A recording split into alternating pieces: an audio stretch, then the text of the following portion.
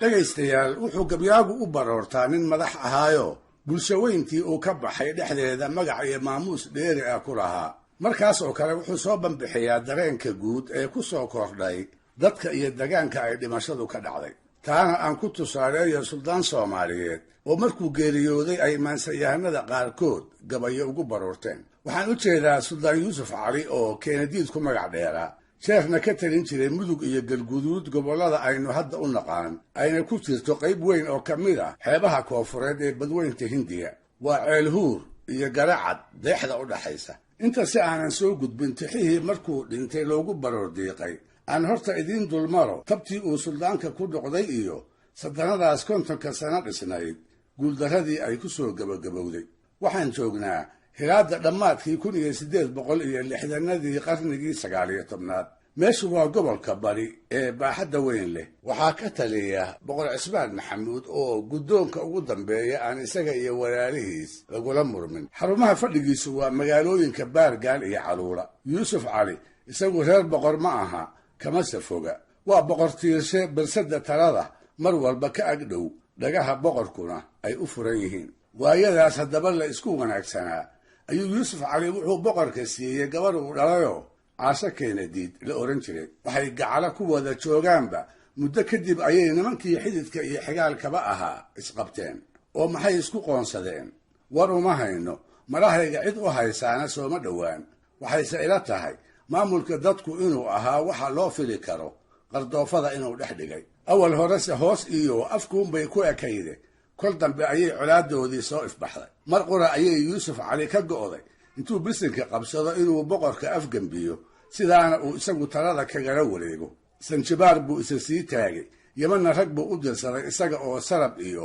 saanadoona habeenkii dambe ayaa ciidan tiro yaroo isagu ammaanduuro u ahaa waxay weerar hubaysan ku qaadeen qalcaddii uu boqorku caluula ku lahaa ee uu wax ka maamuli jiray waxbase ugama naasacadaan inta laga hub iyo rag batay ayaa la jabiyey mase quusane weerarro kale ayuu isku dayey guulse kuma soo hoyn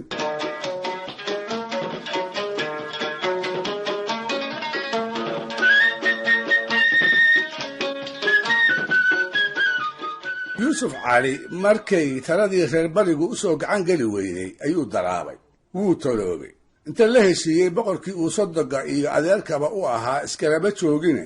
wuxuu dhaar ku maray gegi isu dhow iyo meelo isu ogolgaletoona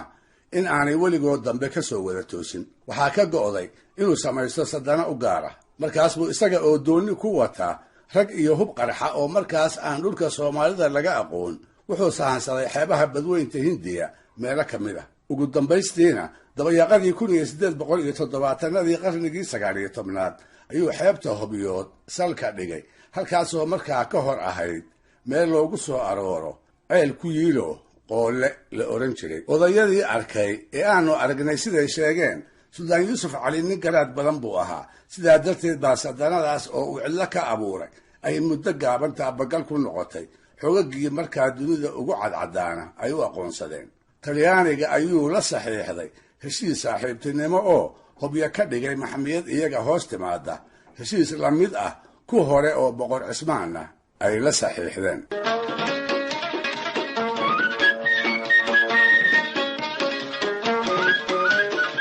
adduunse ma dhami buu dhashaye bilowga qarnigii 20aad ayay suldaanka iyo sadanadiisii dhibaata la soo daristay waxaa xoog u socda daraawiishi dagaaladii ay gumaysiga kula jirtay laakiinse iyaga iyo keenadiid waa col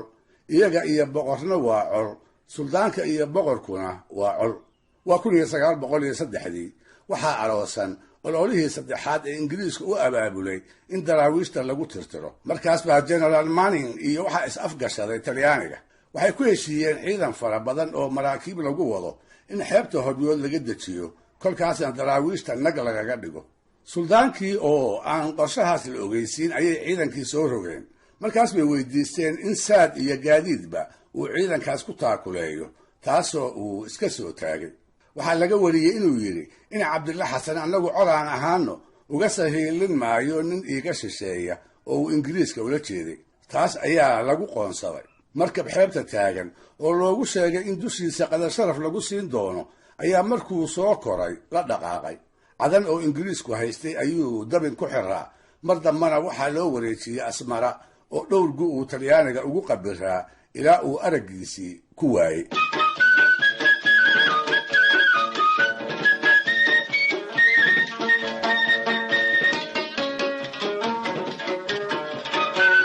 wax kastaba ha la soo maray Suldaan Keenadiid oo xabsiyadii gumaysiga aad ugu silcay caafimaadna liita ayuu Talyaanigu Hobyo ku soo celiyey. dabadeedna bishii Sebtembar 1911 ayuu halkaa ku geeriyooday isaga oo 74 jir ah. curadkiisii Cali Yuusuf la oran jiray ayaa suldaan noqday. dabadeed Janaayo 1920 waa tii la jabiyey daraawiishoo Soomaali loo soo adeegsaday. 5 sano kadibna wacadkii uu labadaba la dhigtay intuu ka baxay ayuu Talyaanigu ku duulay sadanadii Hobyood iyo boqortooyadii bari iyaga oo wali col ah, iyaga oo wali ku diriraya ayl iyo garacad annagaa leh iyo malihidine annagaa leh. waxaan maqli jiray waraah carbeed oo tiraahda maanta shalay u ekaa.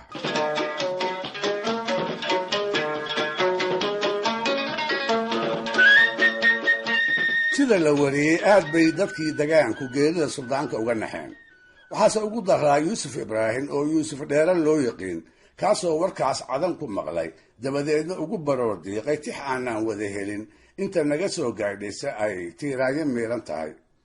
waxayba la noqotay in geerida suldaanka uu cirku la ilmaynayo, in qoraxda ifkii ka tegayoo arladu ay dartiis u mugdiyowday,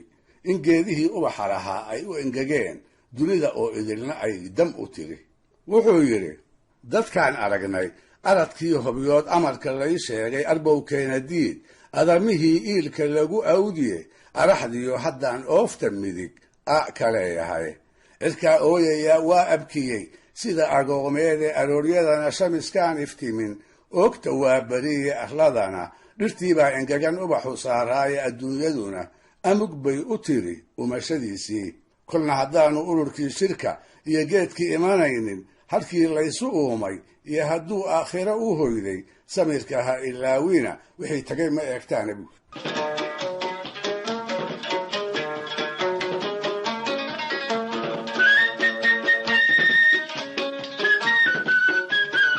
xasan shiil oo gabay aweyti loo yaqiin ayaa isna geeridaas dhab uga murugooday. si uu haddaba murugadaas inoo dareensiiyo wuxuu baroortiisa ku soo gabagabeeyey halkii geerida Keenadiid looga soo sheegay inay u dhaami lahayd in looga soo sheego ciyowba in adduunka la laabi doono, beri ama beri dambana buunka qiyaame la afuufi doono. wuxuu yidhi warka xalay keliyaha iga qabtay in qaadan kari waayey oo sida waraabihii qabsaday qalaya jiirkayga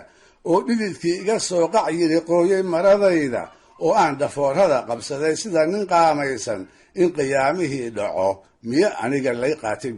dhegaystayaal barnaamijkii dhaqanka iyo hidduhu maanta halkaa ha inoo joogo waa inoo toddobaadka soo aadan iyo ku lamid ah hadduu eebba idmo.